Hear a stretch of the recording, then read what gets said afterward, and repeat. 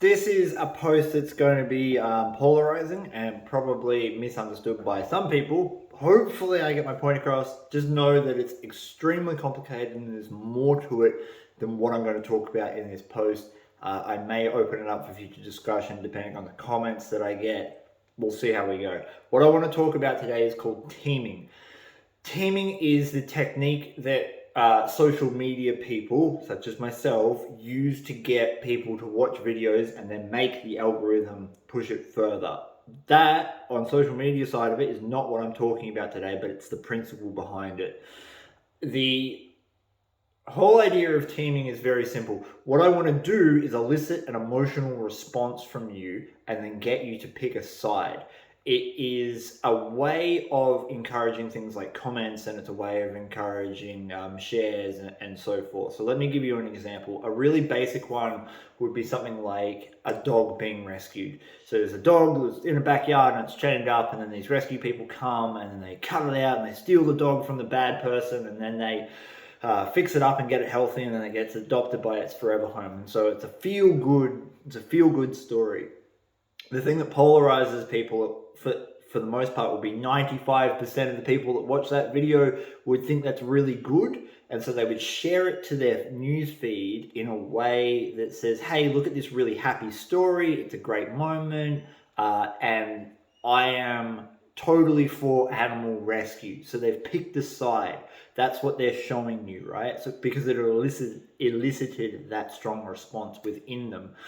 A more polarizing version of this, which I've seen come up a lot recently, is news organizations using the very woke term minor attracted people.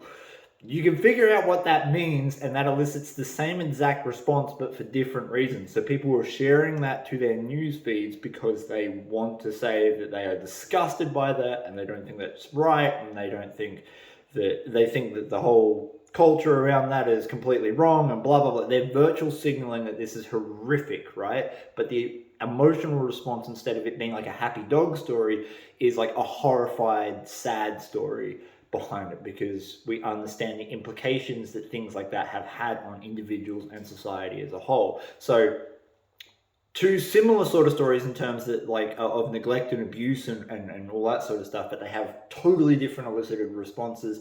And so you'll get people then in the comments arguing about them, and the posts go further. Now, why am I talking about all of this for the last 3 minutes? Well, I put up a post yesterday that was just about the Queen's birthday weekend. And I had a genuine question about the Queen's birthday weekend, which was that since the Queen has passed, will we continue to have the Queen's birthday weekend? Primarily because it lands on my birthday and I got a public holiday, which was, again, I said in that post, incredibly selfish of me, but it was a genuine question. Not only for that, I also kind of wanted to know about all the events that happen on the Queen's birthday weekend. There's heaps of events that have happened right around Australia on that weekend. It's actually like the last long weekend for a long time, and it's right in the middle of winter. So it's one of these important dates that sort of, I don't know, helps get people through.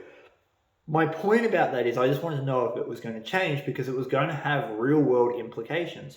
And it got a whole lot of teaming responses with people saying that I should be more sympathetic towards the Queen's passing.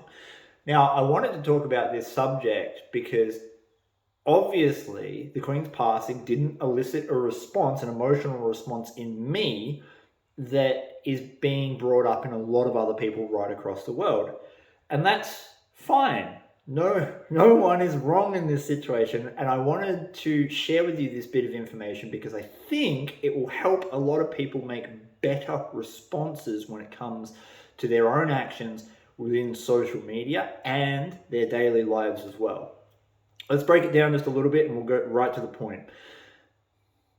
I'm going to be really careful about this next part too, because the example I'm going to use is extremely sensitive, and I'll put a bit of a trigger warning just here.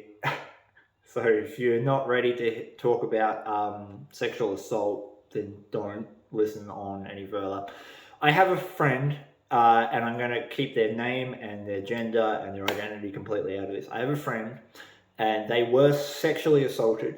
And you would imagine that after going through such a traumatic event, that you would have a lot of things come up, such as post-traumatic stress disorder and nightmares and difficulty regulating your emotional response and trust issues, so on and so forth. Now, this person who was sexually assaulted went through therapy, and they went and did all the correct things that you're meant to do after something like that. And now it's a non-thing for them. Like, it's not a great thing. It's not like they remember that fondly, but it's not a thing. They're not haunted by it. They're not traumatized by it. They've moved on with their life, and it has basically had very little impact, and they're not faking that response. But that doesn't sit very well with a lot of people that know about that. So they'll have the conversation with someone that they've never met before. They'll mention that they've been sexually assaulted, and the person they're talking to suddenly gets very angry that they're not upset about it, that the person who was sexually assaulted is basically okay with it. Not that they're okay with the situation, and this is why we have to clarify these things, not that they're okay with the situation or that it happened, but emotionally it doesn't bring up that trauma response that one might expect from someone who's been through that. And these people get extremely frustrated at this person because they're expecting a certain emotional response and they're not getting it. Society as a whole, just like the examples I used earlier, puts certain pressures on us to display certain emotions after certain events.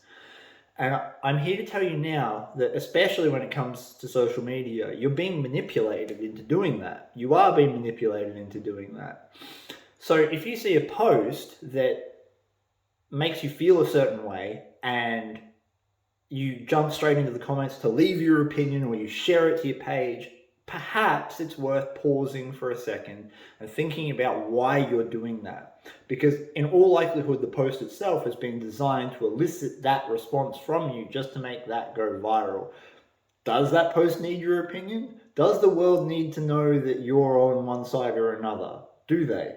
That's a really important question. I bring that up because if you genuinely show only the emotions that come up for you when they matter, your emotions carry more weight. Your opinions around those emotions carry more weight, because while someone might not agree with that, like I didn't show much emotion around the Queen passing because for the most part it didn't have much of an effect on my life, and whilst I can feel for the family, I also know that I don't know her at all in any way, shape or form. I barely know what she did. I know just the base fundamentals that we were taught in school.